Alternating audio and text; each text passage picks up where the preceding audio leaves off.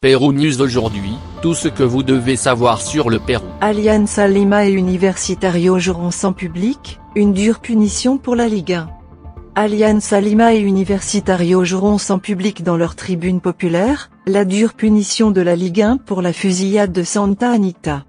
Le Premier ministre Alberto Otarola a annoncé cette mesure drastique après la réunion tenue aujourd'hui au Palais. Tout cela à la suite de la confrontation entre bars samedi 17 février dernier. Le mardi 20 février, Alberto Otarola, président du Conseil des ministres du Pérou, a révélé la sanction infligée à Alianza Lima et à l'Universitario à la suite de la fusillade entre baristas à Santa Anita il y a quelques jours. Les compadres joueront sans public dans leur tribune populaire lors des prochains matchs à domicile de la Ligue 1 2024.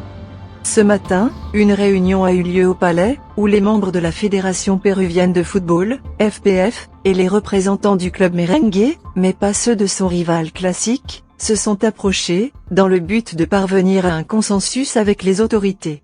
Après l'affrontement entre malfaiteurs, samedi 17 février, qui a fait 4 blessés, dont 2 mineurs. Le Premier ministre Otarola a spécifiquement indiqué les matchs auxquels les bars ne pourront pas assister. La tribune sud du stade Ivan Elias Moreno de Villa El Salvador sera fermée pour le choc bleu et blanc contre les Comerciantes Unidos ce dimanche 25 février, valable pour la 5e journée. Quant au leur duel contre le Sport Huancayo pour la 6e journée de la compétition nationale, qui aura lieu le vendredi 1er mars, n'aura pas de monde, car la tribune nord du stade monumental de Haït n'aura pas la présence de supporters.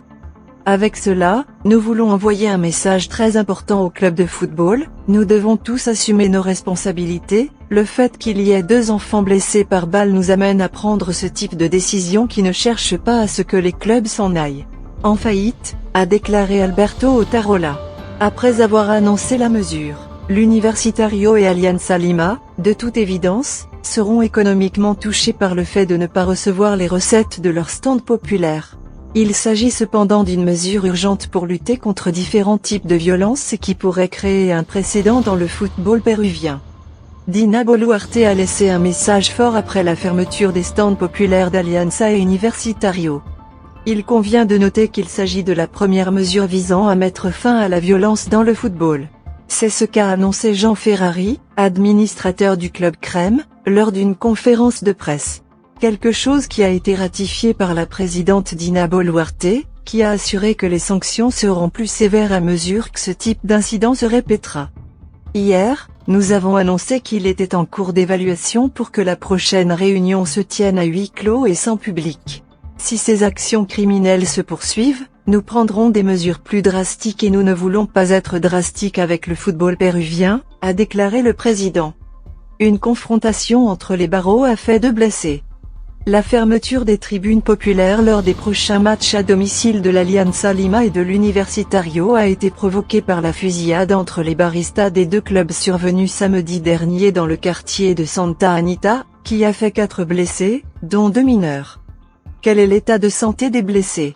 Le garçon de 11 ans se trouve à l'hôpital Hipólito Unanue et son pronostic reste critique, puisque la balle qui l'a touché est logée dans sa poitrine.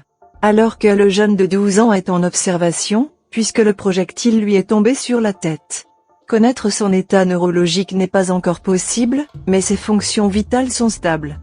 Laissez-nous votre commentaire et abonnez-vous pour continuer à grandir et suivez-nous sur nos réseaux sociaux, Facebook, YouTube, Instagram et TikTok. Pérou News aujourd'hui, suivez-nous sur Facebook et Instagram.